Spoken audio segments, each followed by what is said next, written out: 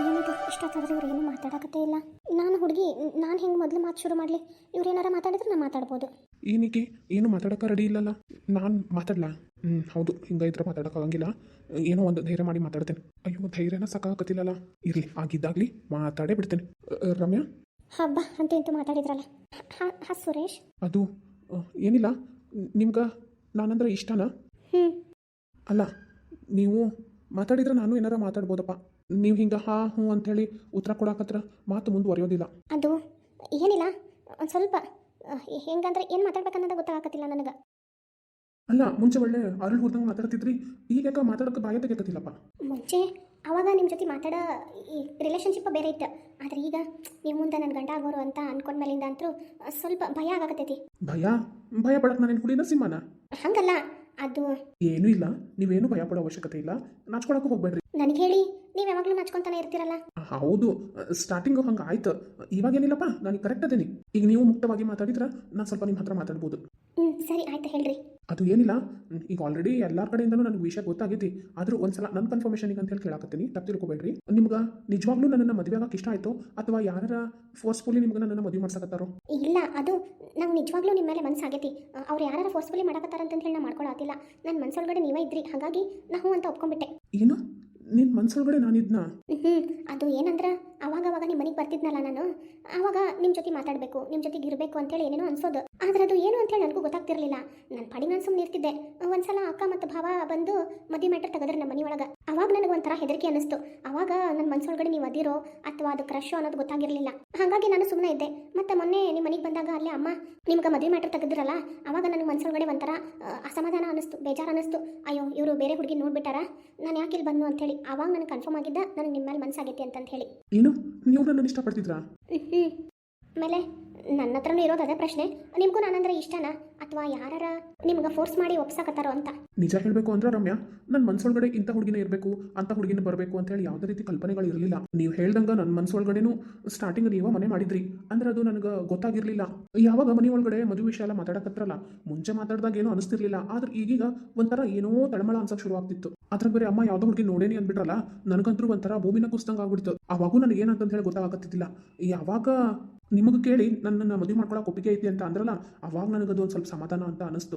ಅಂದ್ರೆ ಅವಾಗ ನನಗೆ ಕನ್ಫರ್ಮ್ ಆಯಿತು, ಹಾಂ, ನನಗೆ ನಿಮ್ಮ ಮೇಲೆ ನಿಜವಾಗ್ಲೂ ಲವ್ ಆಗಿರೋದು ಅಂತ ಹೇಳಿ. ಯಾಕಂತಂದ್ರೆ ನಾನು ನೀವು ಜಾಸ್ತಿ ಟೈಮ್ ಸ್ಪೆಂಡ್ ಮಾಡೇ ಇಲ್ಲಲ್ಲ ಒಬ್ರಿಗೊಬ್ರು.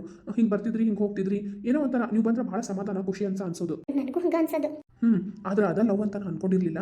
ಯಾವಾಗ ಮನೆಯೊಳಗಡೆ ಈ ಮದುವೆ ವಿಷಯ ಮಾತುಕತೆ ಬಂತಲ್ಲ, ಅವಾಗ ನನಗೊಂದು ಸ್ವಲ್ಪ ಮನಸ್ಸಿಗೆ ಕಸಿ ಬಿಸಿ ಆಗಕ್ಕೆ ಶುರು ಆಯ್ತು. ನಿನ್ನ ಹೆಸರು ಕೇಳಿದಾಗ ನನಗೆ ಭಾಳ ಅಂದ್ರೆ ಭಾಳ ಖುಷಿ ಆಯ್ತು. ಅವಾಗ ನನಗೂ ಗೊತ್ತಾಗಿದ್ದು, ನನಗೂ ನೀವಂದ್ರೆ ಇಷ್ಟ ಅಂತ ಹೇಳಿ.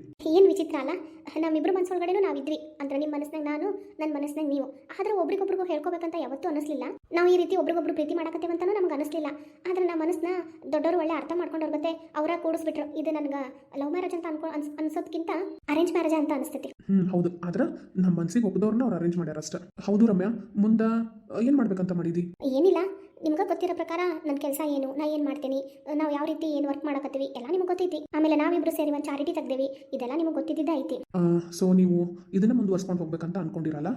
ಹೌದು, ಇದ್ರೊಳಗಡೆನೇ ಕೆಲಸ ಮಾಡಬೇಕು, ಎಲ್ಲರಿಗೂ ಒಂದು ಸ್ವಲ್ಪ ಒಳ್ಳೆ ಜೀವನ ಕೊಡಿಸ್ಬೇಕು ಅನ್ನೋದು ನನ್ನ ಧ್ಯೇಯ.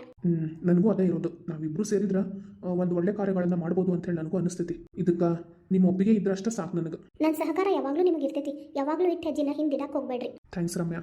ಆಮೇಲೆ ನಾನು ಮದುವೆನ ಭಾಳ ಗ್ರ್ಯಾಂಡಾಗಿ ಬೇಡ ಅಂತಿದ್ದಕ್ಕೆ ನಿಮ್ಗೆ ಏನಾರ ಬೇಜಾರಾಯ್ತೇನ? ಇಲ್ಲ, ನನಗೇನು ಬೇಜಾರಾಗಿಲ್ಲ. ಹಂಗಂತ ಹೇಳಿ ಭಾಳ ಒಂದು ಸಾಧಾರಣವಾಗಿ ಮದುವೆ ಮಾಡ್ಕೊಳಕ್ಕೂ ಇಷ್ಟ ಇಲ್ಲ. ನಾರ್ಮಲ್ ಆಗಿ ಶಾಸ್ತ್ರೋಕ್ತವಾಗಿ ಮದುವೆ ಆದ್ರೆ ಅಷ್ಟೇ ಸಾಕು ನಂಗೆ. ನನಗೂ ಅದೇ ಇಷ್ಟ. ನಮ್ಮ ಕೈಲಾದಷ್ಟು ಸೇವೆ ಮಾಡ್ಬೇಕು ಅನ್ನೋದಷ್ಟೇ ನನ್ನ ಮನಸ್ಸೊಳಗಡೆ ಇರುವಂಥ ಆಸೆ. ನಿಜ ರಮ್ಯಾ, ಯಾವಾಗಲೂ ನಾವಿಬ್ರು ಒಂದೇ ಥರ ವಿಚಾರ ಮಾಡ್ತೀವಿ. ಆದರೆ ಒಬ್ರಿಗೊಬ್ರಿಗೆ ಗೊತ್ತಾ ಇರೋದಿಲ್ಲ. ಸಾಕಲ್ಲ ಮತ್ತಿನ್ನೇನು, ಒಬ್ರಿಗೊಬ್ರು ಬಾಯ್ಬಿಟ್ಟು ಹೇಳ್ಕೊಂಡ್ವಿ ಅಂತ ಅಂದ್ರೆ ಆ ಕೆಲಸ ಈಸಿಯಾಗಿ ಸರಳವಾಗಿ ಆಗ್ಬಿಡ್ತೈತಿ. ರಮ್ಯಾ, ಸುರೇಶ, ವೈನಿ ಆತ ನೀವು ಮಾತಾಡೋದು ಅಲ್ಲೇ ಒಳಗೆ ಕರೆಯಕತ್ತಿದ್ರು. ಸರಿ ವೈನಿ, ಬಂದೆ. ಅದು ನಿಮ್ಮಣ್ಣ ಎದಕ್ಕೆ ಕರೆಯಕತ್ತಾರ ಸುರೇಶ? ಹೌದಾ ವೈನಿ, ಈಗ ಹೋಗ್ಬೇಕಾ ಅಥವಾ? ಇಲ್ಲ, ಈಗ ಹೋಗ್ಬೇಕು. ಅದಕ್ಕೆ ನಾ ಬಂದೆ ಹೇಳಕ್ಕಂತ ಹೇಳಿ. ಸಾರಿ, ನಿಮ್ಮಿಬ್ರು ನಡು ಬಂದ ಡಿಸ್ಟರ್ಬ್ ಮಾಡಿದಕ್ಕೆ. ಚೇಚ ಇಲ್ಲ ವೈನಿ, ಹಂಗೇನಿಲ್ಲ. ತಡೀರಿ, ಅಣ್ಣ ಕರೆಯಕತ್ತಾರಂದ್ರೆ ಏನೋ ಇಂಪಾರ್ಟೆಂಟ್ ಮಾತಿರ್ಬೇಕು, ಹೋಗಿ ಕೇಳ್ಕೊಂಬರ್ತೀನಿ. ರಮ್ಯಾ, ಬಂದೆ. ಸರಿ. ರಮ್ಯಾ, ಏನಕ್ಕ, ಏನು ಎಲ್ಲ ಇಷ್ಟ ಆತಾ? ಏನು ಮಾತಾಡ್ಕೊಂಡ್ರಿ? ನಿಮ್ಮ ಪರ್ಸ್ನಲ್ ಮ್ಯಾಟ್ರ್ ಕೆದಕ್ತೀನಿ ಅಂತ ಅನ್ಕೋಬೇಡ. ಆದರೂ ಹಂಗೆ ಸುಮ್ಮನೆ ಕೇಳಿದೆ. ಅಕ್ಕ, ಅದು ಇಷ್ಟ ಮಾತಾಡಿದ್ದಪ್ಪ, ಮತ್ತೇನಿಲ್ಲ. ಕರ್ಮ ಮಾತಾಡಕಂತ ಹೇಳಿ ಬಂದು ಮದುವೆ ವಿಷಯ ತಮ್ಮ ಪರ್ಸನಲ್ ಅದು ಇದು ಮಾತಾಡ್ಬಿಟ್ಟು ಮತ್ತು ಕೆಲಸದ ವಿಷಯನ ಮಾತಾಡಿರಿ ಇಬ್ರು. ಮುಂದೆ ಹೆಂಗೆ ಜೀವನ ಮಾಡ್ತಿರೋ ಏನೋ. ಯಾಕಕ್ಕ? ಏನಿಲ್ಲ ಬಿಡು, ಒಂದು ಸ್ವಲ್ಪ ನಿಮಗೂ ಅಂತಂದು ಹೇಳಿ ಪ್ರೈವೇಸಿ ಇಟ್ಕೋರಿ, ಚಂದಾಗಿ ಮಾತಾಡ್ಕೋರಿ. ಅಕ್ಕ ಅದು ಮೊದಲನೇ ಬಾರಿ ಅಲ್ಲ, ಮದುವೆ ಫಿಕ್ಸ್ ಆದ್ಮೇಲೆ ಹಿಂಗೆಲ್ಲ ಮಾತಾಡತ್ತಿದ್ದು ಏನು ಮಾತಾಡ್ಬೇಕಂತ ನನಗೂ ಗೊತ್ತಾಗ್ಲಿಲ್ಲ, ಅವ್ರಿಗೂ ಗೊತ್ತಾಗ್ಲಿಲ್ಲ. ಅದಕ್ಕೆ ಹಿಂಗೆ ಮಾತಾಡ್ಕೊಂತ ನಿಂತಿದ್ವಿ. ಅಯ್ಯ ಇದನ್ನ ಮಾತಾಡಕ್ಕ ನಿಮ್ಮಿಬ್ರಿಗೆ ಪರ್ಸ್ನಲ್ಲ ಕಳಿಸ್ಬೇಕಿತ್ತ ನಾನು ಇಲ್ಲಿಗೆ? ಅಲ್ಲೇ ಎಲ್ಲರ ಎದುರಿಗೆ ಮಾತಾಡಿದ್ರೆ ಆಗ ಹೋಗೋದಪ್ಪ. ಅಕ್ಕ ಅದು ಏನಿಲ್ಲ, ಏನು ಮಾತಾಡ್ಬೇಕಂತ ಗೊತ್ತಾಗ್ಲಿಲ್ಲ. ಅದಕ್ಕೆ ಸರಿ ಸರಿ ನಡಿ ಬಾ, ಈಗ ಕರೆಕತ್ತಾರಲ್ಲೇ ಹೋಗೋಣ. ಅಕ್ಕ ನೀನು ಇನ್ನೊಂದು 6 ತಿಂಗಳಿಗೆ ಮದುವೆ ಇಟ್ಕೋಬೇಕು ಅಂತ ಅನ್ನಕತ್ತಾರ. ನಿನಗೆ ಇನ್ನೊಂದು 6 ತಿಂಗಳಿಗೆ ಅಂತ ಅಂದ್ರೆ ಹತ್ತತ್ರ ಡೆಲಿವರಿ ಡೇಟ ಇರ್ತೈತಿ. ಅದನ್ನ ಈಗ ವಿಚಾರ ಮಾಡಿನ ಅದ್ರ ಬಗ್ಗೆನ ಮಾತಾಡ್ಬೇಕಂತ ಹೇಳಿ ನಿನ್ನ ಕರ್ಸಾಕತ್ತಾರ. ಅದು ಏನಿಲ್ಲ, ಆದ್ರೆ ಇನ್ನೊಂದು 2 ತಿಂಗಳೊಳಗೆ ಮದುವೆ ಮಾಡ್ತಾರಂತ, ಇಲ್ಲ ಅಂದ್ರೆ ಪಾಪ ಹುಟ್ಟಿದ್ಮೇಲೆ ಮಾಡೋಣ ಅಂತ ಅನ್ನಕತ್ತಾರ. ಅಕ್ಕ ನಿನಗೆ ಹೆಂಗೆ ಅನಿಸ್ತೈತಿ? ಅದನ್ನ ನಿಮ್ಮ ಹತ್ರ ಕೇಳಬೇಕು ಅನ್ನತ್ತಿದ್ದು. ಈಗ ನಿಮ್ಗೆ ಅರ್ಜೆಂಟ್ ಐತಿ ಅಂತ ಅಂದ್ರೆ 2 ತಿಂಗಳಾಗ ಮದುವೆ ಮಾಡ್ಬಿಡ್ತಾರ, ಇಲ್ಲ ಅಂತಂದ್ರೆ ಪಾಪ ಹುಟ್ಟಿದ್ಮೇಲೆ ಮಾಡೋಣ ಅಂತ ಅನ್ನಕತ್ತಾರ. ಅಕ್ಕ ನನಗೇನಿಲ್ಲ ಅಕ್ಕ, ನೀವು ಯಾವಾಗ ಮಾಡಿದ್ರು ನಾನು ಒಪ್ಪಿಗೆ ಐತಿ. ನಿನಗೆ ಯಾವಾಗ ಮಾಡಿದ್ರು ಚಲೋ ಅನಿಸ್ತೈತಿ ಅವಾಗ ಮಾಡ್ರಿ. ಇಲ್ಲ ನಾನು ಇನ್ನೊಂದು 2 ತಿಂಗಳೊಳಗಡೆ ಇಟ್ಕೋರಿ ಅಂತ ಹೇಳತ್ತೇನೆ. ಯಾಕಂತ ಅಂದ್ರೆ ಆಮೇಲೆ ಆದ್ರೆ ಪಾಪು ಹುಟ್ಟಿದ್ಮೇಲೆ ಮತ್ತೊಂದು 5-6 ತಿಂಗಳು ಮಾಡಕ್ ಬರಲ್ಲ. ಮುಂಚೆನ ಆದ್ರೂ ಸಹಿತ ನನಗೆ ಓಡಾಡಕ್ಕಾಗಂಗಿಲ್ಲ. ಪಾಪುನ ಹಿಡ್ಕೊಂಡು ಎಲ್ಲ ಕಡೆ ಅದು ಅಡ್ಡಾಡೋದು ಸ್ವಲ್ಪ ಕಷ್ಟನ.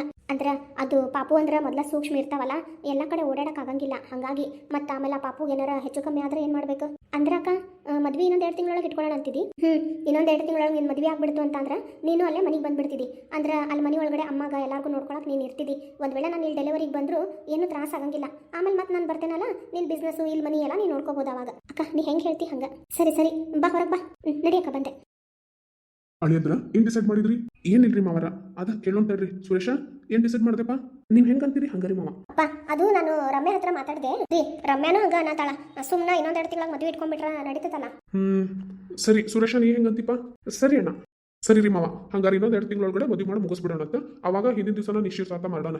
ಅಂದ್ರೆ 2 ಸರಿ ಇಟ್ಕೊಂಡ್ರೆ ನಮಗೂ ಕಷ್ಟ ಆಗ್ಬೋದು. ಅದಕ್ಕೆ ಒಂದು ಚಲೋ ಮದುವೆ ಹಾಲ್ ನೋಡ್ತೇನಂತ, ಅಲ್ಲೇ ಸ್ವಲ್ಪ ಇದ್ರೊಳಗೆ ತಕ್ಕ ಮಟ್ಟಿಗೆ ಚಂದ ಗ್ರ್ಯಾಂಡ್ ಆಗಿ ಮಾಡ್ಬಿಟ್ರೆ ಆಯ್ತು. ಸರಿನಪ್ಪ, ಎಲ್ಲ ನಿಮ್ಮ ಮೇಲೆ ಬಿಟ್ಟೆ ನೋಡು, ನೀವ್ ಹೆಂಗ್ ಹೇಳ್ತೀರಿ ಹಂಗ. ಸರಿ ರೀ ಮಾವ, ನನ್ನ ಮೇಲೆ ಬಿಟ್ಬಿಡ್ರಿ, ನಾ ಎಲ್ಲ ಅರೇಂಜ್ ಮಾಡ್ತೇನಂತ. ಏನ್ ರಮ್ಯಾ ಒಪ್ಪಿಗೆ ಐತಿಲ್ಲ? ಹ್ಞೂ ಬಾಬಾ, ನೀವು ಹೆಂಗೆ ಹೇಳ್ತೀರಿ ಹಂಗ. ಏನು ಎಲ್ಲಾರ್ದು ಮಾತುಕತೆ ಆತ? ಅಮ್ಮ ಆಯ್ತು. ಅದ ಅಮ್ಮ ಎಲ್ಲದಾರ? ಅವರು ಒಳಗದಾರ. ಅಂದ್ರೆ ಭವ್ಯಾಗ ಹೆಲ್ಪ್ ಮಾಡತ್ತಾರ. ಹೌದಾ? ಏನಿಲ್ಲ, ಇನ್ನೊಂದು 2 ತಿಂಗಳಾಗ ಮದುವೆ ಇಟ್ಕೋಬೇಕಂತ ಹೇಳಿ ಮಾತಾಗೈತಿ ಈಗ. ಹೌದಾ? ಸರಿ ಬಿಡಂಗಾರ, ಭಾಳ ಟೈಮ್ ಏನು ಉಳ್ಕೊಂಡಿಲ್ಲ, ಎಲ್ಲ ಅರೇಂಜ್ ಮಾಡಕ್ ಬರ್ತೈತೆ ತಗೋ. ಸರಿ ಅಮ್ಮಗ ಹೋಗಿ ಹೇಳ್ತೇನೆ ತಡಿ. ಅವ್ರಿಗೂ ಈಗ 2 ತಿಂಗಳಾಗ ಮದುವೆ ಮಾಡಿದ್ರೆ ಇಷ್ಟ, ಹಂಗಾಗಿ ಅವರು ಅದನ್ನ ಅನ್ನತಿದ್ರಲ್ಲ ಒಳಗೆ. ಹೌದೇನಮ್ಮ? ತಡಿ ಹಂಗಂದ್ರೆ ಹೋಗಿ ಅವ್ರ ಹತ್ರ ಮಾತಾಡಿ ವಿಷಯ ತಿಳಿಸಿ ಬರ್ತೇನಂತ. ಅಲ್ಲೇ ಒಳಗದಾರ ನೋಡಿ ಅಡಿಗೆ ಮನೆ. ಮತ್ತೆ ಇದೆಲ್ಲ ಮಾತುಕತೆ ಮುಗಿದ್ರೆ ಅಡಿಗೆ ಆಗೈತಿ, ಇಷ್ಟು ಸೇರಿ ಊಟಕ್ಕೆ ಬಂದ್ರೆ ಚಲೋ. ಅಳಿಯಂದ್ರ ಬರ್ರಿ ಊಟಕ್ಕೆ. ಸರಿ ರೀ ಮಾವ. ರಮ್ಯಾ ಕರ್ಕೊಂಬ ಅವ್ರನ್ನ. ಹ್ಞೂ ಅಮ್ಮ. ರೀ 1 ನಿಮಿಷ ಒಳಗೆ ಬರ್ತೀರಿ? ಯಾಕ ಏನಂತ? ಏನಿಲ್ಲ, ಒಂದು ಸ್ವಲ್ಪ ಮಾತಾಡೈತಿ, ಬರ್ರಿ ಒಳಗ. ನಡಿ ಏನಂತ ಹೇಳ್ಬಾ. ನೀವಿಬ್ರು ಮಾತಾಡ್ರಿ, ಬಂದೆ ನಾನು ಒಂದ್ ಸ್ವಲ್ಪ ಒಳಗೆ ಕೆಲಸ ಐತಿ. ಸುರೇಶ್ ಆಗಲೇ ಅಕ್ಕ ಮಧ್ಯೆ ಬಂದು ಮಾತಾಡಿದಕ್ಕೆ ನಿಮ್ಗೆ ಏನಾರ ಬೇಜಾರಾತ? ಛೆ ಇಲ್ಲಪ್ಪ, ನಮ್ಮ ವೈನಿ ಏನಂತ ಹೇಳಿ ನನಗೆ ಗೊತ್ತೈತಿ, ಏನೂ ಬೇಜಾರಿಲ್ಲ ನನಗೆ. ಅದು ಆಗಳೇನ ನಿಮ್ಗೆ ಒಂದು ಕಾಂಪ್ಲಿಮೆಂಟ್ ಕೊಡ್ಬೇಕಂತ ಅನ್ಕೊಂಡಿದ್ದೆ, ಆದ್ರೆ ಮರ್ತ ಹೋದೆ ಅಂತ ಅನ್ನೋದಕ್ಕಿಂತ ನೀವೇನು ಅನ್ಕೊಂತೀರಾ ಅಂತ ಹೇಳಿ ಸುಮ್ಮನಾಗಿದ್ದೆ. ಏನು ಕಾಂಪ್ಲಿಮೆಂಟಾ? ಏನದು?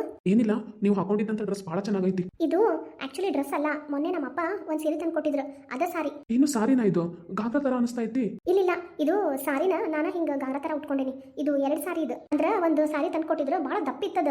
ನನ್ಗದು ನಾರ್ಮಲ್ ಆಗಿ ಉಟ್ಕೊಳಕ ಅಷ್ಟು ಕಂಫರ್ಟ್ ಅನಿಸ್ಲಿಲ್ಲ. ಅದಕ್ಕೆ ಒಂದು ಐಡಿಯಾ ಬಂತು ತಲೆ ಒಳಗೆ, ಹಿಂಗ ಗಾಗ್ರ ಹೊಲ್ಕೊಂಡ್ರೆ ಹೆಂಗ ಅಂತ ಹೇಳಿ ಇಷ್ಟು ನಾನು ಡಿಸೈನ್ ಮಾಡಿ ಹೊಲ್ಕೊಂಡು ಇವತ್ತು ಹಾಕೊಂಡೆ.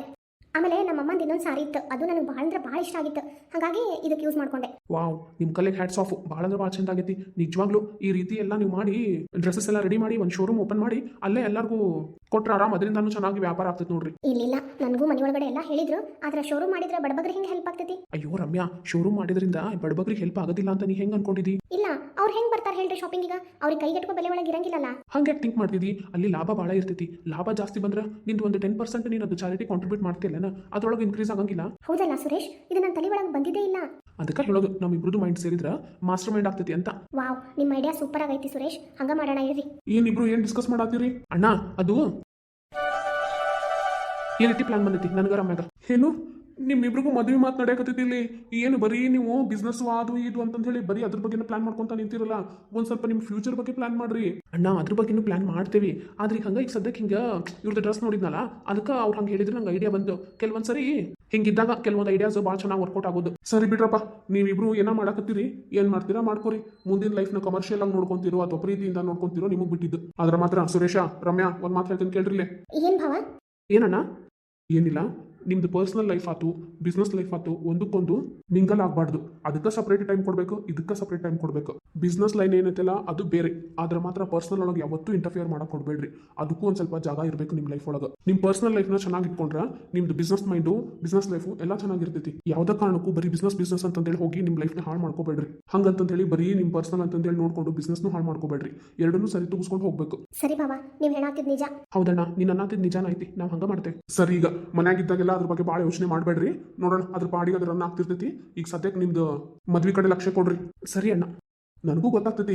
ಈಗ ಸದ್ಯಕ್ಕೆ ನೀವು ಅದನ್ನು ಹೊಸದಾಗಿ ಶುರು ಮಾಡಿರಿ, ಹಾಗಾಗಿ ಅದನ್ನು ಸ್ವಲ್ಪ ನೀವು ಮ್ಯಾಲೆ ಎತ್ತಬೇಕು ಅನ್ನೋದು ನನಗೆ ಗೊತ್ತೈತಿ. ಅದನ್ನ ನನಗೆ ಬಿಟ್ಬಿಡ್ರಿ. ಒಂದು ಸ್ವಲ್ಪ ದಿವಸ ನಾನು ನಿಮ್ಮ ಜೊತೆ ಕೈ ಜೋಡಿಸ್ತೇನೆ. 3 ಜನ ಸೇರೋದನ್ನ ರನ್ ಮಾಡೋಣ.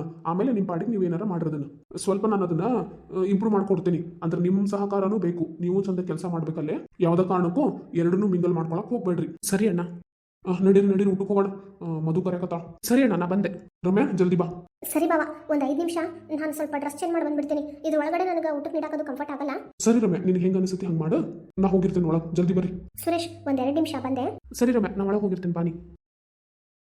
ಆದರೂ ಇಂಥ ಹುಡುಗಿ ಸಿಗ್ಬೇಕಂದ್ರೆ ನಾನು ಮಾಡಿದ ಪುಣ್ಯನ ಸೈ. ನಾನು ಏನು ಮನ್ಸೊಳಗೆ ಅನ್ಕೊಂತೇನೋ ಅದೇ ರೀತಿ ಆಕಿನೂ ವಿಚಾರ ಮಾಡಿ ಹೇಳ್ಬಿಟ್ಟಿರ್ತಾಳೆ. ನಮ್ಮಿಬ್ರದ್ದು ಕೋಆರ್ಡಿನೇಷನ್ ಭಾಳ ಚೆನ್ನಾಗೈತಿ. ಅಣ್ಣ ಹೇಳ್ದಂಗೆ ಮುಂದಿನ ಜೀವನ ನಾವು ಚೆನ್ನಾಗಿ ರೂಪಿಸ್ಕೋಬೇಕು. ಎರಡನ್ನೂ ಮಿಕ್ಸ್ ಮಾಡಬಾರ್ದು. ಪರ್ಸನಲ್ಗಂತಾನೆ ಸಪ್ರೇಟ್ ಟೈಮ್ ಕೊಡಬೇಕು, ಬಿಸ್ನೆಸ್ಸಿಗಂತಾನೆ ಸಪ್ರೇಟ್ ಟೈಮ್ ಕೊಡಬೇಕು. ಎರಡನ್ನೂ ಚಂದಾಗಿ ಹ್ಯಾಂಡಲ್ ಮಾಡಬೇಕು. ನಾ ಏನು ಹೇಳ್ತೀನಿ ಅದನ್ನು ಅರ್ಥ ಮಾಡ್ಕೊಳ್ಳೋದು, ನನ್ನ ಮನಸ್ಸಿನಾಗ ಏನೈತಿ ಅದನ್ನೂ ತಿಳ್ಕೊಂಡು ಅರ್ಥ ಮಾಡ್ಕೊಂಡು ನನ್ನ ಜೊತೆಗೆ ಹೆಜ್ಜೆ ಹಾಕುವಂಥ ಹೆಂಡತಿ ಸಿಕ್ಕಾಳ ಅಂತ ಅಂದ್ರೆ ನನ್ನ ಭಾಗ್ಯನ ಸರಿ. ಯಾವುದೇ ಕಾರಣಕ್ಕೂ ಈ ಸಂಬಂಧ ಹಾಳಾಗ್ತಾ ಇರೋ ಥರ ನಾನು ನೋಡ್ಕೊತೀನಿ.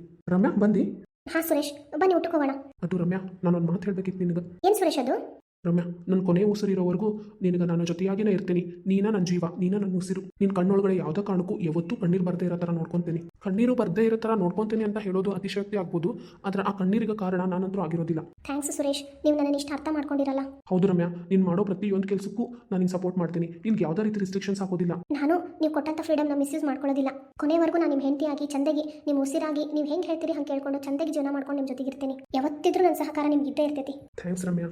Thank you Suresh. ನೀನಾಗಲಿ, ನನ್ನ ಮನೆ ಒಳಗಡೆ ನಮ್ಮಮ್ಮ ನಮ್ಮಣ್ಣ ಇಷ್ಟು ನನಗೆ ನನ್ನ ಮುಖ್ಯವಾದಂಥ ಅಧ್ಯಾಯ. ನೀವು 4 ಜನ ನನ್ನ ಪ್ರಪಂಚ. ನಿಮ್ಮ ಸಲುವಾಗಿನ ನನ್ನ ಜೀವನ ಮುಡಿಪಾಗಿಟ್ಟಿರ್ತೇನೆ ನಾನು. ಸುರೇಶ್, ನಾನು ಯಾವಾಗಲೂ ನಿಮ್ಮ ಸಲುವಾಗಿನ ಜೀವನ ಮಾಡ್ತೀನಿ. ನೀವಂದ್ರೆ ನನಗೆ ಅಷ್ಟೇ ಇಷ್ಟ. ನೀವು ಮಾಡೋ ಪ್ರತಿಯೊಂದು ಒಳ್ಳೆ ಕಾರ್ಯಗಳಿಗೂ ನಾನು ಸಪೋರ್ಟ್ ಕೊಡ್ತೇನೆ. ಏನು ಇನ್ನೂ ಮಾತಾಡ್ಕೊಂತ ನಿಂತಿರಲ್ಲ, ಬರ್ರಿ ಊಟಕ್ಕೆ. ಎಲ್ಲರೂ ನಿನ್ನ ಸಲ ಕಾಯಕತ್ತಾರ. ಸರಿ ಬನ್ನಿ, ಬಂದೆ. ರಮ್ಯಾ, ನಡಿ, ಅಪ್ಪ ಅಮ್ಮ ಕಾಯಕತ್ತಾರಲ್ಲೇ. ಎಲ್ಲರೂ ನಿನ್ನ ಸಲ ಕಾಯಕತ್ತಾರ. ಹೌದಾಕ? ಬಂದೆ. ಅಲ್ಲೇ ಒಳಗೆ ಅಮ್ಮ ಕರೆಯಕತ್ತಾಳ ನೋಡಿ, ಏನು ಕೇಳ್ಕೊಂಬ. ಸರಿ ಅಕ್ಕ. ವೈನಿ, ಥ್ಯಾಂಕ್ಸ್. ಥ್ಯಾಂಕ್ಸ್. ಯಾಕೋ? ಏನಿಲ್ಲ, ಇಂಥ ಒಳ್ಳೆ ಹುಡುಗಿನ ನನ್ನ ಹೆಂಡತಿಯಾಗಿ ನನಗೆ ಕೊಡಾಕತ್ತಿರಲ್ಲ ಅದಕ್ಕೆ. ಅಯ್ಯೋ, ಇದೆಲ್ಲ ಋಣಾನು ಬಂದ, ಅದಕ್ಕೆಲ್ಲ ಥ್ಯಾಂಕ್ಸ್ ಹೇಳೋದು ಯಾಕ? ಆದ್ರೂ ಏನಿ, ನೀವು ಬಂದಮೇಲೆ ನಮ್ಮ ಮನೆ ಒಳಗಡೆ ಸುಖ, ಶಾಂತಿ, ನೆಮ್ಮದಿ, ಪ್ರೀತಿ ಎಲ್ಲ ಸಿಕ್ಕೈತಿ. ಈಗಿನ ರಮ್ಯಾ ಬರ್ತಾಳಂತ ಅಂದ್ರೆ ಅದಿನ್ನೂ ಇಮ್ಮಡಿ ಆಗ್ತೈತಿ. ಸರಿ, ಈಗ ಊಟಕ್ಕೆ ಬಾ. ಸರಿ ಬನ್ನಿ, ಬಂದೆ, ನಡೀರಿ.